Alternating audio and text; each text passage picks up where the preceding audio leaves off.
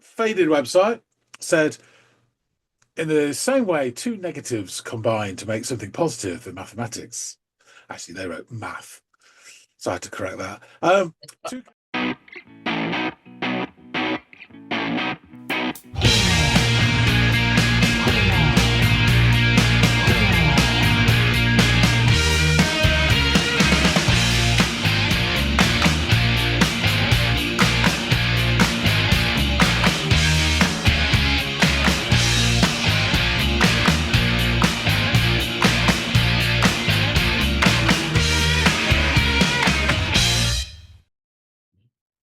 Hey, everybody out there. Welcome back to another episode of the Audiophiles. My name is Andy, and the fellow over there in red is John.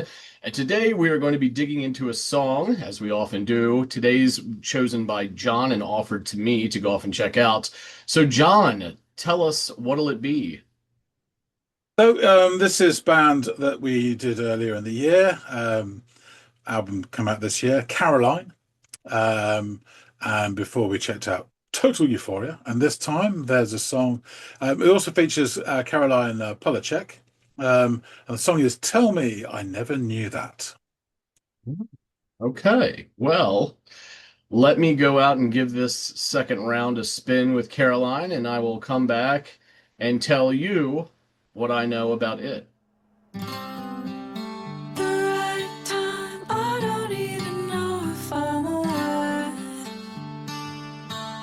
Know the right time, but I don't wanna be somebody else.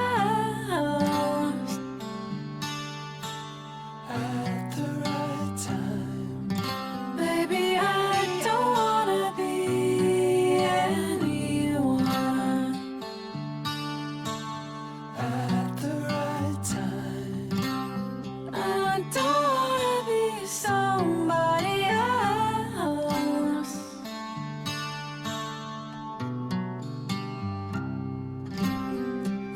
The right time, I don't even know if I'm alive. There's this sustained note of some sort very deep in the mix that's I just now noticed. I think that was its first appearance, but aside from that, there, which I find very interesting, this little needle in a haystack thing. It's just this beautiful acoustic guitar motif, really, that's carrying this, right? Where it's like this really artfully strummed chord, and then these arpeggioed bits of notation that follow, and you sort of cut and paste that motif as it repeats in this sort of cyclical nature. And my God, the main voice, this female voice, is has this fragile beauty to it, but it's kind of fortified by this almost communal feeling of the other voices coming in, weaving in and out of this musical tapestry. It's like they they made the vocal tracks on a loom where together they become strong, like the sum of the parts is stronger than the singular voice, and as they come together, it's like I said, kind of like fortified.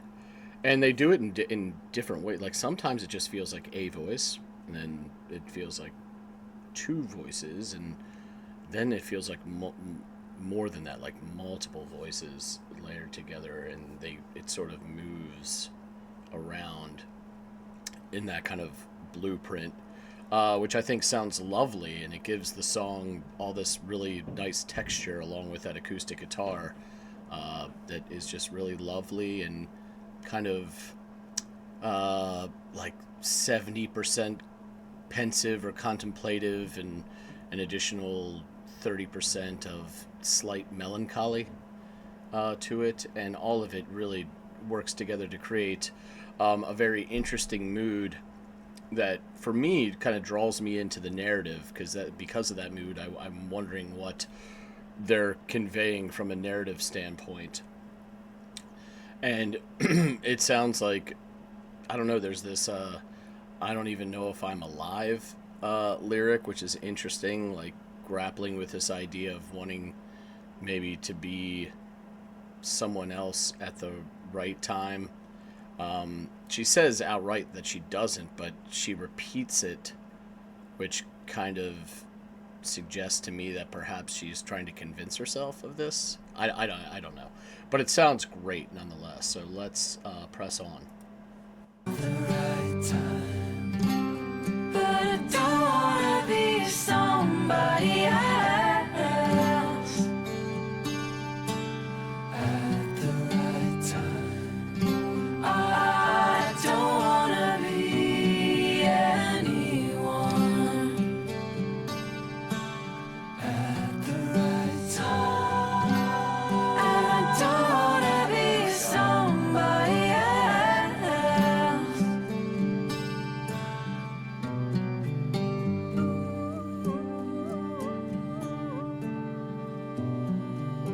That's really pretty. How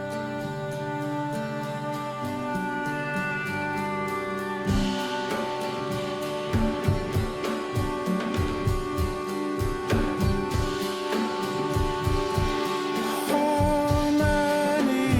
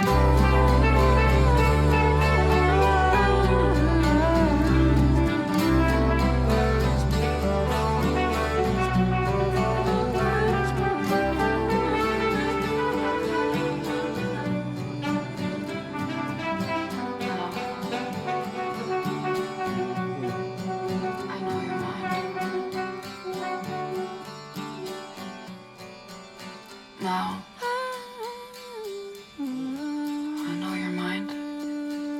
It always has been, it always will be, it always has been, it always will be, it always has been, it always will be, it always has been, it always will be, it always has been, it always will be, it always has been, it always will be, it always has been, it always will be, it always has been, it always has been, it always has been, it always has been, it always happens, it always happens, it always happens, it always happens, it always happens, it always happens, it always happens, it always happens, it always happens, this always happens, this always happens, this always happens, this always happens, this always happens, this always happens, this always happens, this always happens, this always happens, it always will be, it always will be, it always will be, it always will be, it always will be, it always will be, it always will be, it always will be, it always will be.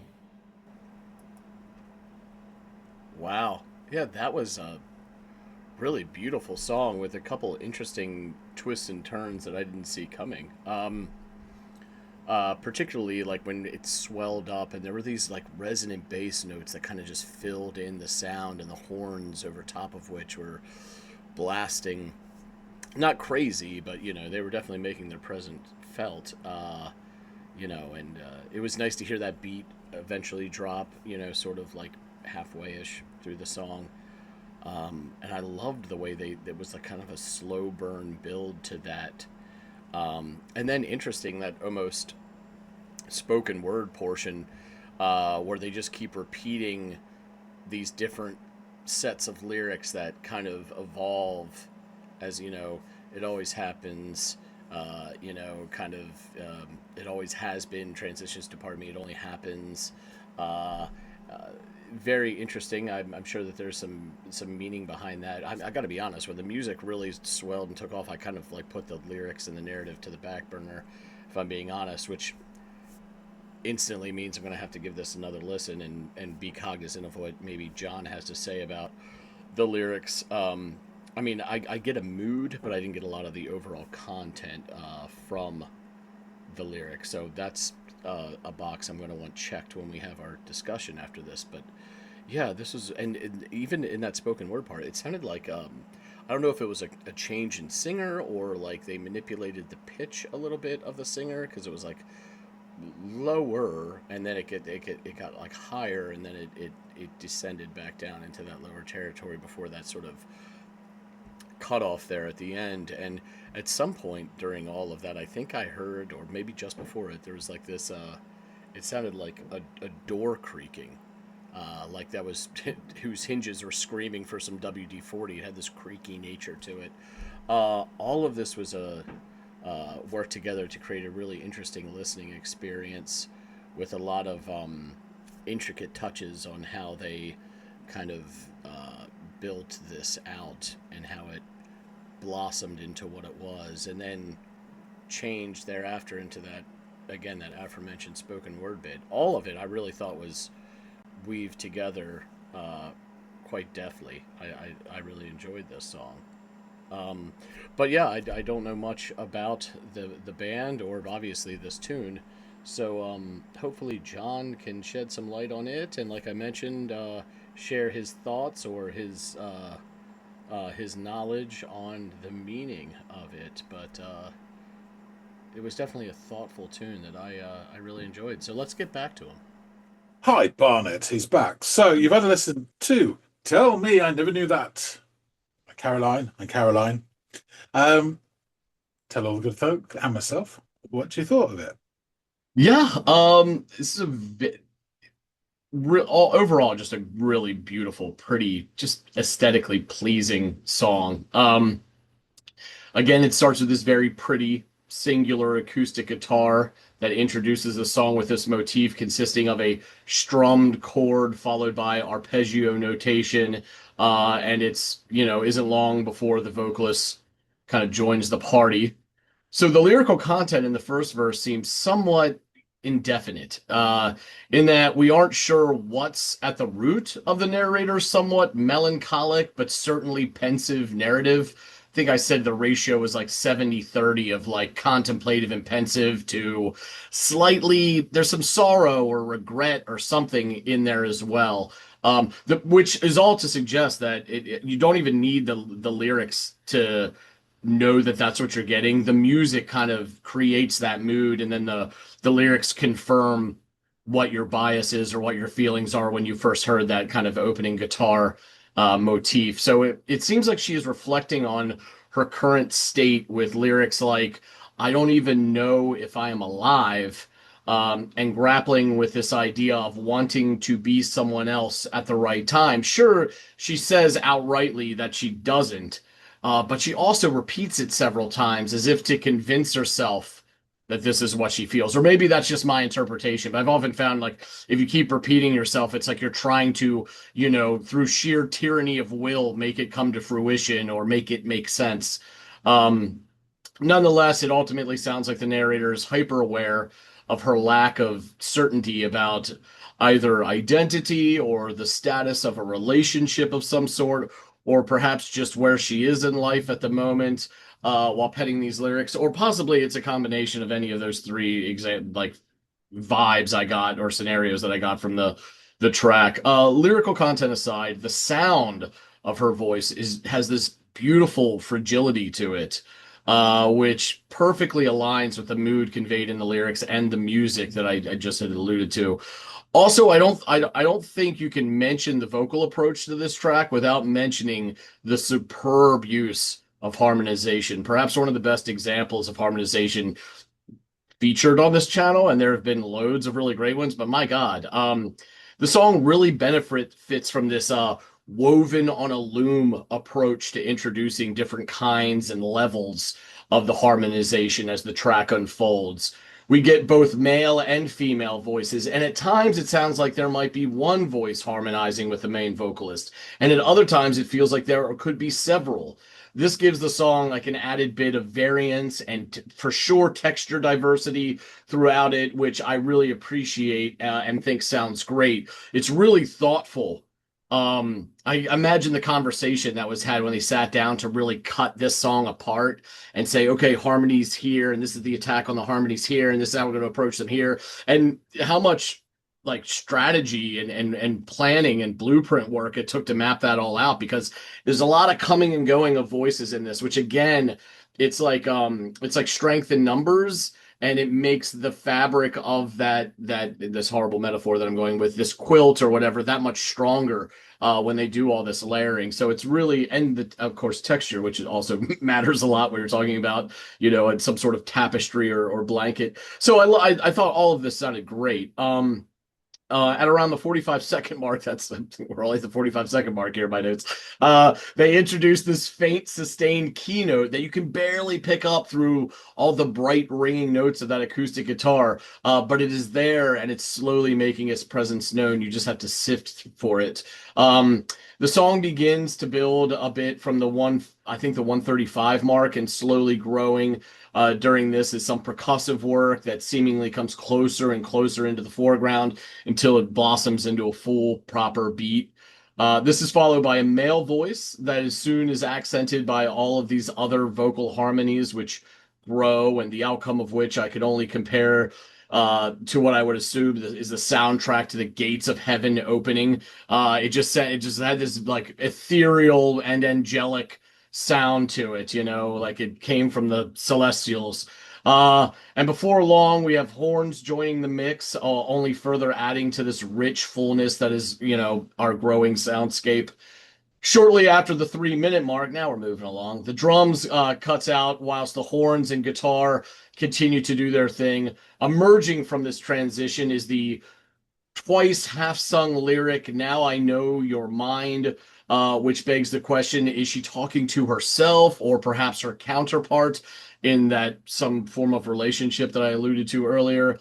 Then what, and I gotta be honest, man, it's not till like it's the first verse-ish and here, and in between that is just I gave up on the lyrics because the music, it was the sound of the harmonies which became musical, and then the building of the horns and the dynamics therein that kind of just had me pulled completely away from the lyrical content. So then what sounds like a different voice comes in and really leans into this idea of repeating a line as we get treated to several iterations of "it always has been, it always will be," which eventually transitions to just "it always has been" for a few times before again changing, and this time to "it always happens," and then "this always happens," and then finally we get back to it always will be. At some point around the 3:54-55 mark, I hear the faintest sound, and it's kind of reminiscent of an old creaky door in the distance whose hinges are screaming for some WD-40 to cut off that creaking sound. And the pitch of the voice seems to like escalate or ascend in octave. And the line with the lines, "it always happens," as they're repeated before eventually settling back into the original voice or pitch thereof. It was interesting. I didn't really notice it until it was like I was firmly in the higher register, and I'm like, this is different from where what the hell are they doing here? I don't know if those two different voices strategically coming in, like dovetailing into one another, or if they were playing around with sound or something like that, because it wasn't quite the helium effect, but it sounded like, with a turn of a dial, you could play with that a little bit or something like, some Alvin and the Chipmunks type shit going on or something. But it was fun and interesting to hear nonetheless. And then the song abruptly cuts off after the final "it always will be." So yeah, this is a pretty song and an excellent example of how to mesh multiple voices together to create flawless sounding harmonies. Musically, they created a wonderful canvas over which they could like brush stroke their layered voices. So this marriage of vocal lines and instrumentations was a match made in heaven. Perhaps that's why I heard the gates of it opening up partway through the song. So yeah, I especially enjoyed the portion where the horns came in, and when the vocals took on that ethereal sound that I just mentioned. So please tell me more about this, this track, whatever more about this band we can get into, and maybe the album on which it features, if it differs from the one that we've listened to before. Yeah, so thanks for that, Andy. As I said before, previous episode, Total Euphoria. I'll put a link below.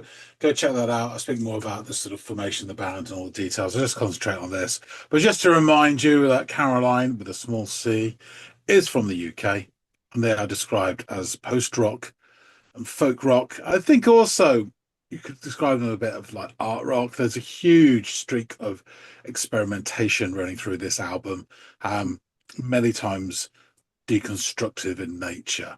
Um, I think this song is probably the most cohesive song of the album. I spoke before with Toes before how there's various elements going on, particularly like the drum patterns and other instrumentation. And they only seem to, it's one of those puzzles when if you turn it sideways, it all aligns just at one angle. And I think you got that with that song. There's a bit where it all comes together and then comes apart again.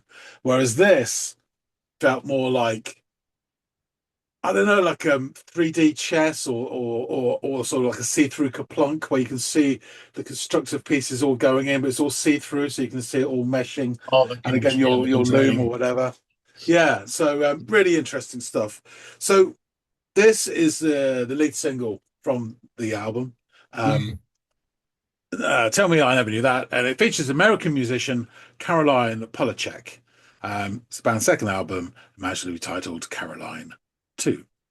The album, just to remind people, scored 87 on Metacritic and has featured on many, many best of end of year lists. I was really blown away by this album, and then I re-listened to it prior to this. It's been a few weeks since I'd heard it, listened to it again, and it really struck me how inventive, thoughtful, almost cerebral their approach was to this.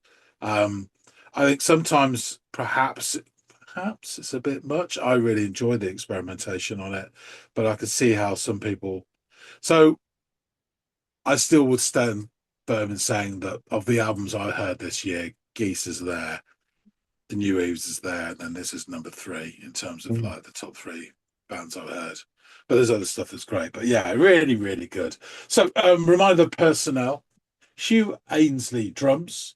Oliver Hamilton, violin and acoustic guitar. This is for the whole album. Casper Hughes, electric guitar, acoustic guitar. Jasper Llewellyn, vocals, cymbals, acoustic guitar, cello. Magdalena McLean, vocals and viola. Alex McKenzie, bass clarinet. Mike O'Malley, electric guitar, banjo, acoustic guitar. Frederick Wordsworth, trombone, bass guitar, trumpet. And for this track only, Caroline Polachek, vocals. So just a little bit about her. Caroline Elizabeth Polachek is an American singer. I wasn't familiar with her. Have you heard of her? No, not outside of this, obviously. So she's an American singer, producer, and songwriter. She co-founded the indie pop band Chairlift. Haven't heard of them either. It's a great sort of name, though, isn't it? Yeah. While studying at the University of Colorado, her and her partner emerged from the late 2000s Brooklyn music scene with a sleeper hit, Bruises. In 2014, she released her first solo project, Arcadia, under the name Ramona Lisa. And then under the name CEP, she released Drawing the Target Around the Arrow in 2017. Chairlift disbanded in 2017, and Polachek then embarked on a career under her own real name. Her 2019 album, Pang, featured an avant pop sound and was released to critical acclaim with a Metacritic score of 82. In 2023, Polachek released Desire, I Want to Turn Into You, which was nominated for Best Engineered Album at the 66th Annual Grammy Awards. And she's worked extensively with other artists, collaborating with Blood Orange, Fisher Spooner, Charlie XCX, as well as writing material for Beyonce. Wow. So the collaboration of the two Carolines has met with critical praise, and the song is seen as the standout track of this album. So, Faded website said, in the same way, two negatives combine to make something positive in mathematics. Actually, they wrote math, so I had to correct that. Two Carolines multiply for something exponentially more beautiful. Tell me I never knew that. The band's finger-plucked guitar and string work create a serene soundscape for Polachek's vocals to weave through and layer atop like a soft breeze. Caroline, brackets the band, join in with their own harmonies, singing fragments of thoughts. I don't want to be anyone. I don't want to be someone else. It all coheres into something very moving and peacefully cinematic. Pitchfork said, Polachek's presence on this song feels vital. Her voice, one of the most powerful and unique in modern music, can sound both unerringly human and machine fabricated. And here she used both modes, sounding both of a piece with Caroline's pastoral landscape and as if she'd been digitally superimposed atop it. It speaks to the song's emotional core, the idea of being embodied but unmoored, present but trapped in feelings of nostalgia and anticipation. Eventually, her voice begins to intertwine with the song's maelstrom of drums, acoustic guitar, woodwinds, and horns. As music peters out, a digitally manipulated voice issues an end of history mantra that feels true, if not exactly comforting. It always has been, it always will be, it always happens, this always happens. And Ashwood Magazine, the really interesting writer, a looping acoustic guitar riff repeats throughout, steady and hypnotic, holding the listener down, the anchor of the song. Layers of vocals from both Polachek and Caroline's Jasper Llewellyn start to swirl and gather around it. Tell Me I Never Knew That is a song built on a feeling of being suspended in midair, grounded by repetition, while everything else around it quietly unravels. The song was originally written by members of the London-based Eight Piece, with Polachek later contributing production and compositional elements. We used to call this one Backstreet Boys, because the opening top line felt like a Backstreet Boys song, explains the band. What starts sparsely and slowly expands into lush and full-bodied world building. Two overlapping vocal lines grow to a sweeping arrangement of strings, horns, and woodwinds. The main riff was written by Casper Hughes on acoustic guitar and stuck out as a really catchy, bouncy, hypnotic thing, the group adds. We wrote the opening top line together, and straight away we thought, this sounds like a melody that Caroline Polachek might sing in its hookiness. We sort of joked that we'd ask her to sing it, but didn't think it would actually be on the cards until about a year later when we sent her the half-finished song, and she was up for it. So much of the production on this tune can be credited to Polachek, it seems. According to the band, she wrote a load of extra parts that gave the whole thing such a lift, improvising and collaborating well into the night in order to create the stunning architecture of the song. It built with purpose, each new element slipping in almost unnoticed until the track comes to life fully. Apparently, she was singing for 6 hours, and at like 1:30, they were ready to call it a day. She said, no, keep going. And so they kept going through to the morning, and then the next few weeks they put the song together. Lyrically, Tell Me I Never Knew That sits in a space between clarity and confusion. It touches on themes of derealization, emotional static, and the pitfalls of too much self-awareness. Polachek leads the outro with a calm, mantra-like refrain, it always has been, always will be, while Llewellyn circles back with a quieter reminder, at the right time. It doesn't end with resolution, but with acceptance. Tell Me I Never Knew That feels both grounded and otherworldly, drenched in emotion and deeper than it appears on the surface. It's a rich, immersive listen. So to the lyrics, and again, this is two voices, the right time, I don't even know if I'm alive, know the right time, but I don't want to be somebody else at the right time. Maybe I don't want to be anyone at the right time. I don't want to be somebody else. The right time, I don't even know if I'm alive, know the right time, but I don't want to be somebody else at the right time. I don't want to be anyone at the right time. I don't want to be somebody else. And then the drums, the percussion, and everything else slowly comes in. At this point, how many are they? I never told them. Tell me I never knew that. Sink down, unfolding. Tell me I never knew that. Don't go, I'm holding. tell me I never knew that. Press on him, tell me I never knew that. 2 times I told them. And then this is where the trumpet comes in, really beautiful. And there's the word always is really gently repeated. It's all like bouncing around very quietly. And as you say, it comes into clarity then. Now I know your mind. Now I know your mind. And then the outro. It always has been, it always will be, it always has been, it always will be. It always has been, it always will be. It always has been, it always will be. It always has been, it always will be. It always has been, it always will be. It always has been, it always will be. It always has been, it always has been, it always has been, it always has been. It always happens, it always happens, it always happens, it always happens, it always happens, it always happens, it always happens, it always happens, it always happens. This always happens, this always happens, this always happens, this always happens, this always happens, this always happens. This always happens, this always happens, it always will be, it always will be, it always will be, it always will be. It always will be. It always will be. It always will be. It always will be. It always will be.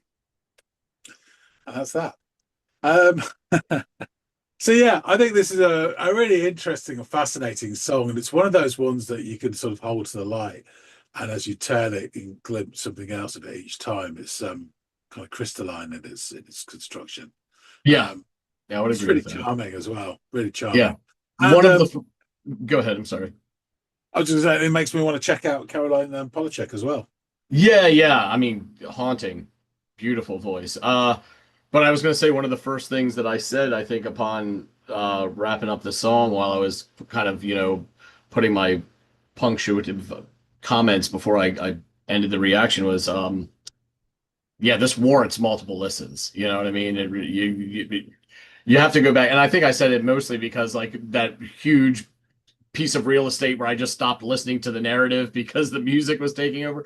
But for so much more than that too, because I believe just in that music portion where I was hyperfixated, I would still notice new and different things upon further listen. So yeah, I definitely would like to give this another go just to see what I didn't see the first time.